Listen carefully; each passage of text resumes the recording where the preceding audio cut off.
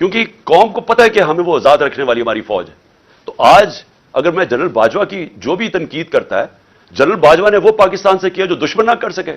ایاک نعبد و ایاک نستعین. میرے پاکستانیوں, میں نے اپنی سینئر پولیٹیکل لیڈرشپ کی میٹنگ کی ہے, اہم ایشوز ڈسکس کیے ہیں کہ ہمارا ملک کدھر جا رہا ہے, کہ جو آج پاکستان میں ہو رہا ہے, جس شرمناک طریقے سے بڑے بڑے ڈاکوؤں کے کیسز معاف کیے جا رہے ہیں.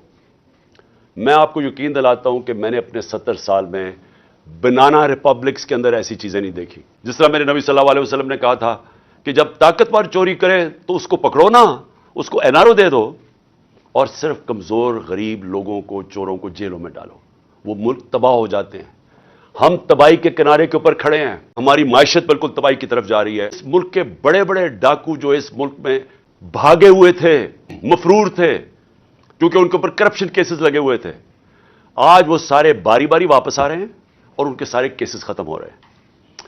ایک طرف جیل بھرے ہوئے بیچارے غریب لوگوں سے, چوروں سے, چھوٹی چھوٹی چوریوں پہ جو جیل میں, اور وہ لوگ جنہوں نے دونوں ہاتھوں سے 30 سال سے اس ملک کو لوٹا ہے.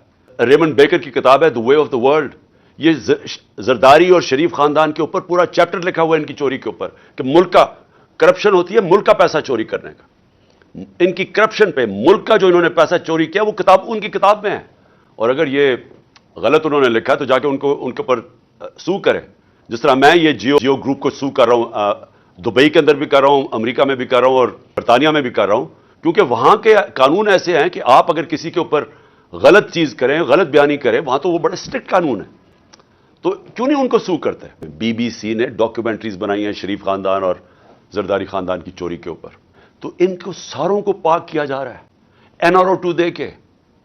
NRO جنرل مشرف نے دیا تھا, 4 گنا پاکستان کے قرضے بڑے تھے NRO 1 کے بعد, لوٹ مار ہوئی تھی. ہم نے اٹھایا تھا وہ بینکرپٹ ملک جو 2018 کو ہمیں ملا تھا, کہ جب دیوالیہ نکلا ہوا تھا.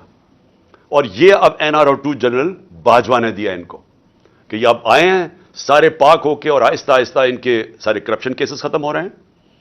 اور ایک ایک یعنی قانون بنائے ہیں انہوں نے نیب امینڈمنٹس میں کہ ایک ایک کی کرپشن معاف ہو رہی ہے. پہلے تو یہ بتاؤ سلمان شہباز, کہ آپ کی رمضان شوگر مل کے اندر نوکروں کے پاس 16 ارب روپے, 1600 کروڑ روپیہ کیسے ان کے بینک اکاؤنٹس میں آ گیا تھا؟ 4 آپ کے گواہ ہارٹ اٹیک سے مرے ہیں, اور جو انویسٹیگیٹ کر رہا تھا ڈاکٹر رضوان وہ بھی ہارٹ اٹیک سے مرا ہے. ایک نیٹ فلکس کے اوپر پروگرام دیکھ لیں, اس میں بتایا گیا ہے کہ یہ کیسے ایک نرس نے کتنے لوگوں کا قتل ان کو مارا تھا جو ہاسپٹل میں تھے. کیسے مارا تھا؟ وہ صرف انسولین انجیکٹ کرتے تھے ان کے اندر, اور اس سے ہارٹ اٹیک ہو جاتا تھا اور پتہ بھی نہیں چلتا تھا. تو کبھی کسی نے کوشش تو کرے کہ ایک دم یہ سارے لوگوں کو ہارٹ اٹیک کیسے ہو گئے, اور جب وہ مر گئے سارے تو یہ واپس آ گئے, اور واپس آ کے کہتے جی بہت بڑا یہ بے قصور آدمی ہے. اسحاق ڈار بھی صاف ہو گیا. اسحاق ڈار نے $5 ملین کا جب نیب نے پوچھا کہ جناب اپنے بچوں کو $5 ملین بھیجے, کدھر سے آیا پیسہ؟ کہتا جی دبئی کے شیخ نے میں نے اس کا یہ کام کیا تھا, اس نے دیا. انہوں نے کہا اچھا جناب رسید بتا دیں کہ کس نے پیسہ دیا. جیسے انہوں نے رسید مانگی, پرائم منسٹر کے جہاز میں بیٹھ کے ملک سے باہر بھاگ گیا. ایون فیلڈز اپارٹمنٹ جو مے فیئر کے اندر ان کے 4 سب سے لندن کے مہنگے علاقے میں جدھر یہ رہتے ہیں, تو آج تک ایک نہیں چیز بتا سکے کہ پیسہ سورس آف انکم کدھر سے آئی تھی. وہ سارے اگر سندھ کے اندر جا کے پوچھ لیں کہ وہ جدھر بھی کٹ آتا ہے وہ کدھر جاتا ہے, وہ زرداری مافیا کے پاس جاتا ہے. تو وہ بھی معاف ہو گیا, زرداری بھی معاف. تو یہ سب بچ جائیں گے. آپ کیوں نہیں امریکہ میں قبضہ گروپ, کیوں نہیں یورپ میں قبضہ گروپ, کیوں نہیں لندن میں کسی کے جو بیچارے آپ کے پاکستانی محنت کرتے ہیں ان کی زمینوں پہ کیوں نہیں قبضے ہوتے؟ پاکستان میں آتے ہیں تو کیوں ہوتے ہیں؟ کیونکہ یہاں طاقت کی حکمرانی ہے, اور یہ ہے جنگ ہماری قوم کے لیے. نوجوانوں, یہ جنگ ہم لڑ رہے ہیں, انصاف کی تحریک. مجھے تو ایسے لگتا ہے کہ یہ ایک سازش کے تحت ہمارے ملک سے ہوا ہے. جس طرح کسی نے پلان کر کے ہمارے ملک کو اس طرف لے کے جا رہا ہے کہ ملک اگر خدا نہ خواستہ ڈیفالٹ کر جائے تو اس کے بعد سب سے پہلے ملک کی نیشنل سیکیورٹی متاثر ہوگی. اگر ہمیں تو صرف اعتماد یہ ہے کہ ہمارے پاس ایک ایسا ہتھیار ہے جس کی وجہ سے کوئی ہمیں حملہ نہیں کرے گا, لیکن اگر ملک ہی بینکرپٹ ہو گیا تو جو لوگوں نے ہمیں پھر وہاں سے بیل آؤٹ کرنا ہے وہ کیا قیمت مانگیں گے؟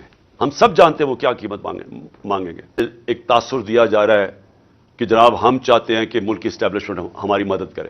میں بالکل کسی سے کوئی مدد نہیں مانگ رہا. یہ نہیں کہہ رہا کہ اسٹیبلشمنٹ ہماری مدد کرے. میں یہ چاہ رہا ہوں کہ اسٹیبلشمنٹ نیوٹرل ہو. میں اس لیے چاہ رہا ہوں اسٹیبلشمنٹ نیوٹرل ہو کہ اسٹیبلشمنٹ کا وقار اوپر جائے.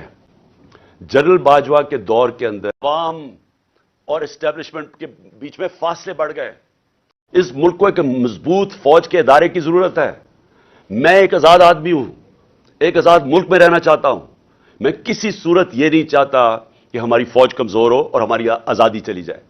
اس لیے یہ پاکستان کے انٹرسٹ میں ہے کہ ہمارا فوج کا ادارہ مضبوط ہو. مضبوط وہ تب ہوگا جب وہ نیوٹرل ہو, مداخلت نہ کرے. جو جنرل باجوہ کے دور کے اندر جس طرح کے بے دردی سے انہوں نے ہماری پالیٹکس کے اندر جس طرح انہوں نے کیا, میں آپ کو کہتا ہوں کہ میں نے اپنی زندگی میں جس طرح کی کھلی دشمنی ہمارے ساتھ کی گئی ان 7 مہینوں کے اندر میں نے کبھی یہ نہیں دیکھا. جس طرح جو ہماری حمایت کرتا تھا, میڈیا کرتا تھا, اس کے خلاف ایکشن, ہمارے لوگوں کے اوپر دھمکیاں علیحدہ, گمنام نمبر سے ٹیلی فون آ رہے ہیں اور دھمکیاں دیے جا رہے ہیں کہ عمران خان کو علیحدہ چھوڑو. میرے خلاف سٹیٹمنٹس لینے کی کوشش کی, لوگوں کو کہا کہ عمران خان کے خلاف سٹیٹمنٹ دو. یہ جو سارا توشہ خانہ کیس ہے, اس کے پیچھے کون تھا؟ کون ان کو پکڑ کے یہ لوگوں سے سٹیٹمنٹس دلوا رہا تھا؟ اور اس کے علاوہ جو ارشد شریف سے ہوا, جو اعظم سواتی سے ہوا اور ہو رہا ہے, جو شہباز گل سے ہوا, جو جمیل فاروقی سے ہوا, صرف اس لیے کہ وہ ہمارے حق میں سٹیٹمنٹس دے رہا تھا, جو ٹی وی چینل سے کیا گیا. کبھی میں نے آپ کو بتایا کہ میں نے جنرل مشرف کے مارشل لاء کی میں سخت خلاف تھا اور انہوں نے میں نے جیل گیا ان کے دور میں. میں نے کبھی اس طرح کی سختی, اس طرح کی ہیومن رائٹس کی وائلیشن اس دور میں نہیں دیکھی تھی جو میں نے اس جنرل باجوہ کے اس دور میں دیکھی. سینیٹر ایسے اس سے صرف ایک ٹویٹ کے اوپر, کیا ٹویٹ یہ اس نے کی کہ جنرل مشرف نے NRO 2 دیا؟ سارا پاکستان جانتا ہے کہ باجوہ نے NRO 2 دیا, مشرف نے NRO 1 دیا, سب کو پتا ہے. ہمیں کئی دفعہ انہوں نے کہا جب ہم گورنمنٹ میں تھے کہ جی چھوڑ دیں احتساب کو, چھوڑ دیں, اقتصادیات کے اوپر کانسنٹریٹ کرو, اکانومی پہ کانسنٹریٹ کریں, احتساب کو بھول جائیں. تو ہمیں تو پتا ہے کہ NRO 2 کس نے دیا. تو اگر اعظم سواتی نے یہ ایک ٹویٹ کر ہی دی, یہ اس کی اتنی بڑی سزا تھی کہ اس کو پہلے پوتوں اور پوتیوں کے سامنے گھر میں 3 بجے گھس کے مارا گیا, پھر اس کو ننگا کر کے ISI نے اس کو مارا علیحدہ, اور اس کے بعد اس کو جو کیسٹ اس کی بیوی اور بیٹی کو دی گئی وہ گندی کیسٹ, اور اس کے بعد اب اس کے اوپر 30 کیس اور کر دیے ہیں. اس عمر میں آدمی کو کبھی کوئٹہ جا رہا ہے اور کبھی سندھ جا رہا ہے, اور میں آج کوئٹہ اور سندھ کے ہائی کورٹس کو سلام پیش کرتا ہوں کہ جس طرح انہوں نے سٹینڈ لیا اس کے اوپر. لیکن کیا یہ ایک مہذب معاشرے میں, ایک ڈیموکریٹک معاشرے میں ہوتا ہے؟ یہ تو ڈکٹیٹرشپ میں بھی اتنا برے حالات نہیں تھے. اور اس کے بعد شہباز گل, اس کے اوپر 8 کیس اور کر دیے ہیں. میں ایکس پرائم منسٹر پاکستان کا, مجھے پتا ہے کس نے میرے اوپر قاتلانہ حملہ کیا, مجھے پتا ہے وہ کون ہے. میں اپنی FIR نہیں کٹوا سکا. پوری ریسپیکٹ سے میں اپنی اعلیٰ عدلیہ سے پوچھنا چاہتا ہوں, ہم بار بار یہ کہہ بیٹھے ہیں ارشد شریف کی والدہ کی فریادیں سنیں, ہمیں پتا ہے اس بیچارے سے کیا ہوا ہے. اگر وہ نہیں اپنی FIR کٹوا سکتی, ایکس پرائم منسٹر نہیں کٹوا سکتا. اور میں یہ بھی سوال پوچھنا چاہتا ہوں کہ کیا جنرل مشرف کو جب ہم تنقید کرتے تھے, اور ہم کھل کے جنرل مشرف کی تنقید کرتے تھے, تو کیا ہم فوج کی تنقید کر رہے تھے؟ سب کو پتا تھا کہ جنرل مشرف کی ہم تنقید کر رہے ہیں, ہم فوج کی نہیں. قوم فوج کو پیار کرتی ہے کیونکہ قوم کو پتا ہے کہ ہمیں وہ آزاد رکھنے والی ہماری فوج ہے. تو آج اگر میں جنرل باجوہ کی جو بھی تنقید کرتا ہے, جنرل باجوہ نے وہ پاکستان سے کیا جو دشمن نہ کر سکے. 7 مہینے کے اندر وہ اکانومی جو اپنی 70 کی, اب پاکستان جائے گا کدھر؟ لوگوں, ہمیں تو یہی نہیں سمجھ آ رہی کہ اب اس میں سے نکالے گا کیسے کوئی. یہ جو چور اوپر ہمارے اوپر مسلط کر دیے گئے ہیں, سوائے اپنی چوری بچانے کے لیے پتہ تو بتائیں کہ انہوں نے اس اکانومی کو ٹھیک کیسے کرنا ہے. اور اب یہ 30 سال دونوں اقتدار میں رہ چکے ہیں, کب انہوں نے اکانومی کو ٹھیک کیا تھا؟ یہ تو جب سے آئے ہیں پیسہ بنانے کے چکر میں ہیں, اور ان کے پیسے معاف ہو رہے ہیں اور ملک بھی نیچے چلا گیا ہے. کون ذمہ دار ہے اس کا؟ یہ قاتلانہ حملہ میرے اوپر ہوا تھا میرا منہ بند کرنے کے لیے. یہ منہ نہیں بند ہونے لگا. یہ جب تک میں زندہ ہوں میں اس ملک کے لیے کھڑا ہوں گا, اس ملک کی آواز بلند کروں گا. میں کسی صورت اپنی آواز بند نہیں کرنے لگا. اور میں یہ چاہتا ہوں کہ اگر کوئی ادارے کے اندر کالی بھیڑے ہیں تو ادارہ اپنا وقار اونچا کرتا ہے جب ان کے اگینسٹ ایکشن لیتا ہے. یہ نہیں کہ جو سارے جو بات کرتا ہے ان کے اوپر کارروائی شروع کر دے, جو کہ اعظم سواتی سے خاص طور پہ ہوا ہے.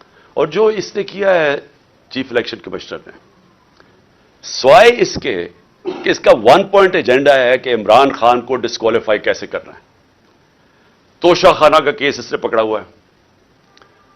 جس وقت بھی یہ کیس عدالت میں جائے گا, اس کے ہاتھ سے نکلے گا, मैं आज राइटिंग में इस कौम को देता हूं, हर चीज इखलाकी तौर पे और कानूनी तौर पे इसमें जायज मैंने किया। और दूसरा, फॉरेन फंडिंग केस, जिस वक्त भी इसके ऊपर तहकीकात होंगी, यह वाज़ेह हो जाएगा कि तहरीक इंसाफ वाहिद पार्टी है जिसने सही मायने में पॉलिटिकल फंड रेजिंग की है। सुप्रीम कोर्ट ने भी 2018 में कहा हुआ है इसको, इलेक्शन कमीशन को, फिर से हाई कोर्ट में भी कहा हुआ है कि जो फंडिंग केस हैं, तीनों पार्टीज, पीपल्स पार्टी, पीएमएलएन और तहरीक इंसाफ की इकट्ठी सुनी जाए। 4 साल हो गए हैं, तहरीक इंसाफ को कटहरे पे खड़ा किया हुआ है और इन दो पार्टीज के केसेस नहीं सुनता। केसेस इसलिए नहीं सुनता कि जब ये केस आप कौम के सामने आएंगे तो आपको पता चलेगा कि इन पार्टीज का कोई तरीका ही नहीं है फंड रेजिंग का। तोशा खाना, मैं फिर चैलेंज करता हूं कि जब भी तोशा खाना लगेगा, कोई चीज इमरान खान ने इलीगल नहीं की, कोई किसी किस्म का, ना आज तक पहले कानून तोड़ा है, ना आज तोड़ेगा, ना कभी आगे भी तोड़ेगा। लेकिन जिन्होंने कानून तोड़ा है, जिन्होंने तोशा खाना में डाका मारा है, उसमें है नवाज शरीफ और आसिफ जरदारी। क्यों डाका मारा है? क्योंकि गाड़ी तोशा खाना से निकालना गैर कानूनी है। 3 महंगी महंगी गाड़ियां आसिफ जरदारी ने तोशा खाना से निकाली हैं और एक नवाज शरीफ ने निकाली है। क्यों नहीं इलेक्शन कमीशन पूछता उनसे? नवाज शरीफ तो चले मफरूर है, अभी आएगा, ड्राई क्लीन हो जाएगा फिर से, तो उससे पूछे तो सही कि तुमने गाड़ी क्यों नहीं निकाली है, क्यों नहीं उसके ऊपर आगे केस चलता? क्यों नहीं जरदारी तो मेंबर ऑफ पार्लियामेंट है, क्यों नहीं उसका नैब का केस खोलता कि 3 गाड़ियां, महंगी महंगी गाड़ियां उसने निकाली है तोशा खाना से? तो सबसे आसान काम है, मैं जनाब किसी को, अपने दोस्त को कहूं कि मुझे गाड़ी प्रेजेंट कर दे, वो मुझे प्रेजेंट करे, मैं तोशा खाना में डाल दूं, आधी कीमत देके गाड़ी खरीद लूं। ये चोर जो ऊपर बैठे हुए हैं, ये पूरी कोशिश कर रहे हैं कि किसी ना किसी तरह, मैच तो इनसे खेला नहीं जाता, किसी ना किसी तरह डिस्क्वालीफाई करें, केसेस करें, एफआईआर करें। मेरे ऊपर 30 एफआईआर हो चुकी है और मुझे कोई फिक्र नहीं है। मैं कोई मुल्क से बाहर नहीं भागा, ये सारे चोरों की तरह। ये सारा शरीफ खानदान भी बाहर भाग जाता है जब केस हो। मैं यहीं बैठा हुआ हूं और यही लड़ा हूं केस।